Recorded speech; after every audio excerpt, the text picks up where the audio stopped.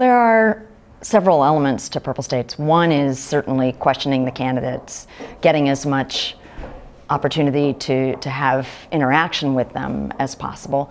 It is also about the interaction among the citizens, their reflections, given that they come from a variety of different perspectives and backgrounds about what they're hearing and seeing. And then also trying to cover the issues that are most prominent in the campaign and most salient for them individually by looking at the effect on this team and also on people like them around the country. In terms of getting access to the candidates, we're in the early stages, but in New Hampshire especially and in Iowa, there are so many candidates at the moment, and these are relatively small places, at least. I mean, you can drive long distances, but the populations are not very large. And so you really have an opportunity to find occasions when you may be not the only reporters there, but among the few reporters there. And also, I think that candidates are actually, and this was true in New Hampshire, and I think we're going to find it as we go, candidates are welcoming a chance to talk to people who are not just trying to cover the horse race. They're not so interested in, well, who's ahead and who's behind and what did this candidate say yesterday, but are really trying to figure out what's at stake in this election and giving candidates a chance to respond to that. NewYorkTimes.com is one important entry point. They get close to 1 million people a day, and obviously we're not going to pick up all those folks, but as you say, it's a way to bring those viewers to Purple States in the first instance.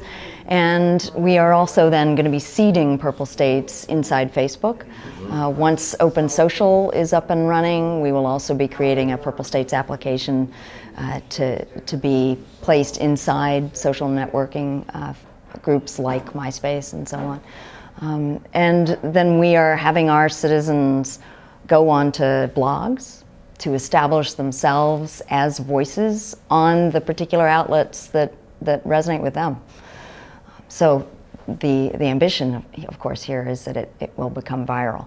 But from our point of view, being eventually on network television is extremely important.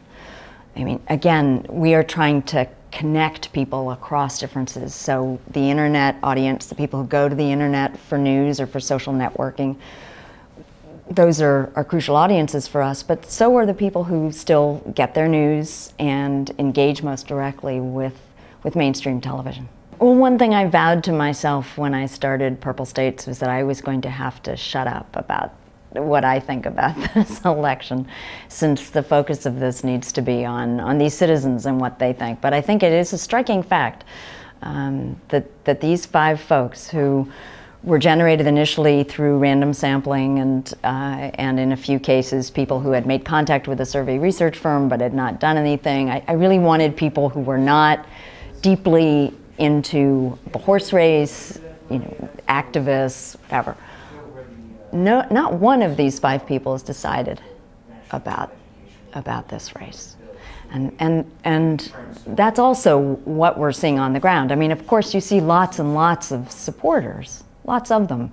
But I think people are partly just energized by the fact that they have a choice.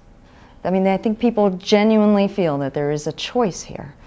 And you can see that in the way that the polls have changed, within days and weeks in different places, people able to pull ahead, other people able to position themselves differently. And I think that's enormously exciting for our republic, to just feel that there's that level of openness. Sure, there's money is always part of the equation, organization that goes back years and so on.